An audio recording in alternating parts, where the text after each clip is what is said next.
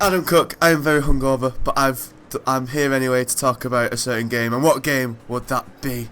Well, it's a game called Trackmania Turbo, which I'll be honest with you, I was so excited to start playing. You've been excited for this for ages, Adam, so tell me, has your excitement been merited? I love this series. I've never heard of it before. Really? No. Because you played the beta, didn't you, a little while ago? I did, yes. Well, not even, less than a month ago, I'd say, I think. Maybe. Yeah. I mean, and it's the reason I love this series, right, okay, is because it's really weird. Is it? Like, it was really more of a PC game. And I'll talk about this a bit because the online of this one I'm playing on PlayStation 4, I should say. It's on consoles this time as well. And the online of it is really kind of weird and different. So you create a room and you set the amount of players, and it can be up to 100. And but the thing is, you're not racing at the same time. Wait, I'll get to this. Hang on, I'll get to it. So you create a room of up to 100 people. You can password protect it. You can set the conditions, like, you know, whether you want it to be like a stunt race, whether you want it to be just a race, whether you want it to be laps or just like where you keep going at it. And then you pick the tracks of a rotation of, and I've forgotten the number. It's 50 or 60. Can't remember a bit. So you know, because the tracks are quite quick, and we'll get to that.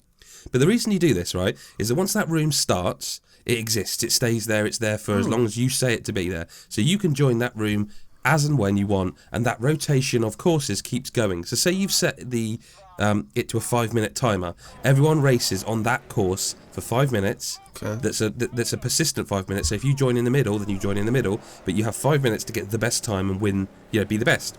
Okay. And by doing so, you rank up in. And this game, I don't know if this was in the beta, but it's regionalised. So you're not only are you a UK leaderboard ranking and a worldwide leaderboard, you are a Southwest. For me, and wherever you are, you can. It really drills down, and it's per race as well. So you can in single player you can get. You can actually, by getting a better time, you move up the ranking of Southwest as well as worldwide as well as UK. That's quite novel. It is. But the idea is that room just keeps going, and it just keeps going and going and going, so you can just jump in and jump out, you see ghosts of other players, and it just keeps going. Now, the reason I love that is on the PC, originally, because the PC is more moddable, you could do some really weird shit with it. Okay. You could like create your own audio playlist, because what you're kind of doing here is creating a server. Yeah, pretty much, yeah. It's like a Minecraft game, isn't it? Yeah. Where everyone can just jump in wherever they want, a server. Absolutely that. But on the PC, you could set up some real crazy shit, so you can have your own bizarre playlist of whatever music you chose, because again, you're on PC, you could have Lady Gaga playing while you're doing it, you know? Yeah, it sounds really weird. I didn't, obviously when I was in the beta, I don't know if that was available then or not, but I was just getting to grips with it for the first time, so I didn't really explore it, but it does sound cool. I don't think you'd be able to do that on PlayStation. Oh, okay. Although in theory they could, because of Spotify being enabled, but again it would probably be a bit complicated. But the online is still really cool. I really love the online of this game. There's a mode in here called Dual Driver. Okay. Well, it's not you both drive at the same time, is it? It's yeah. Oh, how does that work? Does one person do the brakes and one person? No. This is like, so if you want to turn right, you both have to turn right at the same time to get the car to turn right properly. Yeah, and Colm and I were talking about this. It's kind of like. You don't have to put that in, but that's just some extra that you'll probably play a couple of times. But I feel like it really fleshes out a wider, larger game here. You know. Yeah, and games like this often they'll come out and they'll be good. Everyone like them, but it's just that there's not much to do. It's a bit samey or whatever. But this seems like they're just putting the effort in just to put little extras in, just to get people. I know it seems so far that you need friends for these little extra bits, but it's like. True. They just have a little, just extra incentives and. There is, but there's also like if you go into the offline multiplayer, what would you call it? Couch multiplayer, I suppose. Yeah. There's like a little. It says I think it's just cheat options, and when you do it, you get to press like remember the old Mortal Kombat. You press like a combination of buttons to get them. Yeah, to get the old. So you like press square, and there's like monochrome mode. And there's one, we both had a look at this, I can't remember what mode it was called specifically, but it takes the control away so that rather than accelerating with the normal buttons, you have to like hammer square. Oh, that sounds awful. So to keep, well the thing is that the tracks are never that long, so it's not too big, but it just adds another kind of layer of, here's something different to do. Yeah, it sounds really good actually. I hadn't, like when I was in the beta, I didn't really explore any of that, I was just trying to play for as much of the the campaign, I suppose, as I could. But yeah, that's really cool. Just which is something we haven't actually talked about. Yeah, we should actually talk about the fucking actual game. Now, I really like the Trackmania games. I feel like they're really good at what they do. It's quite simple. It's like, the left stick is move or steer, and the triggers or the face buttons are accelerate and decelerate. That's kind of it. Yeah. You go through the courses. I like how they don't fanny about with some things, like they'll fanny about with driving mechanics, and it's like use the analog stick for acceleration. It's like, no, triggers. That's the most satisfying way to drive on games and stuff. So that's a good. Well, good start. there is stunt mode. I don't know if you saw that in the beta, but this is something I wanted to talk about, because when I saw the trailer, because I think it was announced at E3 last year. Yeah. And I was like, oh, this looks good, because this looks like a type of thing where you just fuck about in cars and you do stunts and stuff. So when I first started it and it was more racing tracks, I was a bit like, oh, I didn't really expect this. So please tell me about the stunt mode, because man likes stunts. Okay, so stunt mode adds something on the right stick. So on the right stick, so you a bit hold like it down. Trials type thing, like the newest one. Kind of. Well, basically, you hold the stick down and then you flick it up and you jump. Oh, and cool. when you jump, you can move in the air with the left stick. So a bit like ollie or skate. Yeah, kind of like skate, I suppose. And so like if you go off a big jump again, you can do like 360s over the top, spin around, and when you land them perfectly, you get boost and you fill up a boost bar. So the idea is that if you say you're playing multiplayer online and you've enabled stunt mode for your room or for a course, it really makes it difficult to be the best, because because the thing about it being a pure racing experience is it's like there's only one way to get from A to B. How you get there is how you get the quickest time. Like if you get the corner the best, if you do the best slide. Enabling stunt mode means you can build up a boost, and you can get even quicker times.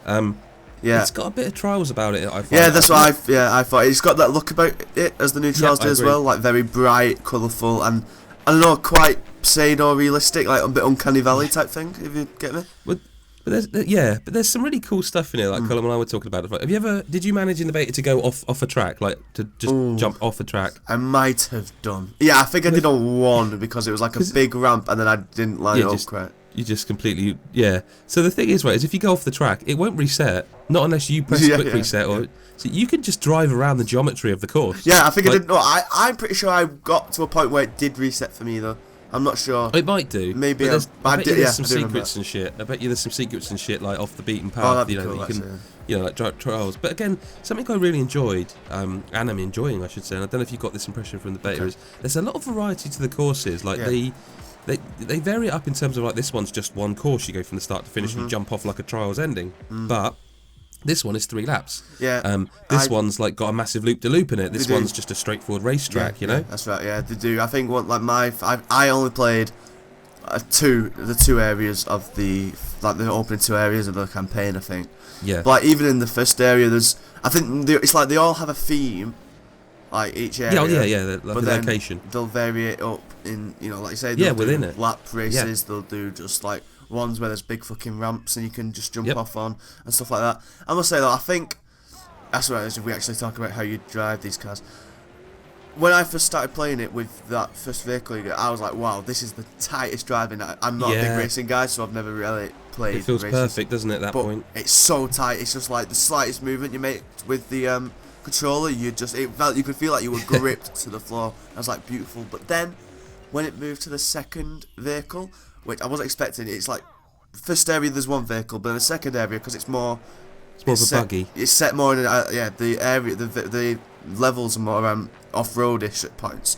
So the car is like a big buggy, and the wheels are massive, and then the turning, like the handling, I should say, completely changes. And I was like, whoa, this threw me well off. And with that car, I don't know if there's any more variations you can. Yeah, there are. Yeah, there's an F1 sort of type car. Yeah. That I find quite hard to get round corners. It's to slide because it's obviously flatter and wider. See, with this one, it's like, because it's the handling on it's very sensitive. I couldn't do power slides or whatever you call them, and I was like, to turn, I was like fucking touching the analog stick the slightest amount, which I didn't. It threw me off my balance, I should say, a little bit, because I didn't really have time to get used to it after playing with the other one. No, I'm with you on that one. I did find that one harder than the first and certainly the third and the other ones. Something I haven't mentioned actually that I want to talk about quickly is just how much there is of the game. Like, there are loads of courses, but there also is a track builder. Oh, cool! I was going to ask about this actually, because it does seem like the type of thing that would have this. Yep, it's got a track builder, but here's the cool thing, right? Obviously, you can build your track and you can upload your track, and then you can put your track in your rotation of your rooms. Cool. But the thing is, that might make you think, well, hang on, you've got an unfair advantage because you built this track. So there's a random track generator.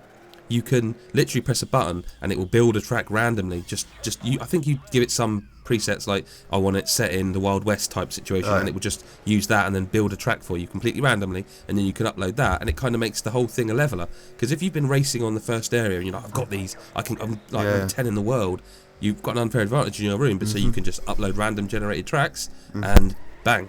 Yeah. And I think that kind of thing adds a lot of life. There's a lot of game here. Yeah, it does seem it. For such like something that they could literally just do, we'll do 5 areas, 10 tracks in each, and I've done with it. Like, they easily could have done that. To then go into so much depth after the fact is quite it is, and the thing is where Trackmania has been kind of weird, as I said, and that was what drew me to it, the weirdness that like you load it up and it almost feels like this isn't a proper game. This is something someone's thrown together. This is weird. The menus are all weird. Why is it doing this, region locality stuff? And when you actually play this version of it, it feels like Ubisoft have made it into a proper game, but with all that weirdness intact. And to be honest with you, if you like racing games and like time trial style stuff, and with a bit of quirkiness, I can't recommend it enough, to be honest with you. A big thing of these type of games for me as well, and it's actually something I complained about on a recent review I've done, is how there's like a reset button on the controller, so it's like you fuck up, boom, straight again. It's just so good because it lets you forget about your mistakes and keeps the flow going. And that's such an important thing that seems so undisputed. It's like, but you know what, I forgot about this, and I know we were winding down, but I have to mention this because I love this, because this is again the weirdness of Trackmania. So did you notice the touchpad does something? Oh shit! What did it do? Because I think you're racing along. You're racing along and it's just, there's music playing and there's the race noises. If you touch the touchpad, it drops the noise of the racing down, and it raises the music, and it makes you feel real quite intense. And then you can press it again and you can actually cut the music out. And again, totally weird, totally pointless in a way, but just it again, that quirkiness again. If go to godisgeek.com, you can read the full review. If you're there very early, you won't have scored it yet because you want to test the multiplayer out properly. Or rather with more people on it, which we can hopefully do if it's interacting with the beta version and the reset. We'll see what happens. Otherwise, go to patreon.com/godisgeek if you like what you've heard. Drop us a couple of dollars or a couple of quid, and we can keep making stuff like this. He's been Dan Murphy at Mabroski on Twitter. I'm at GBSF. And Dan, thank you for your time. We'll see you in the next video. Hey, what are you doing? I'm listening to this cool new indie band that I discovered. Oh! Should have backed the God is Geek Patreon.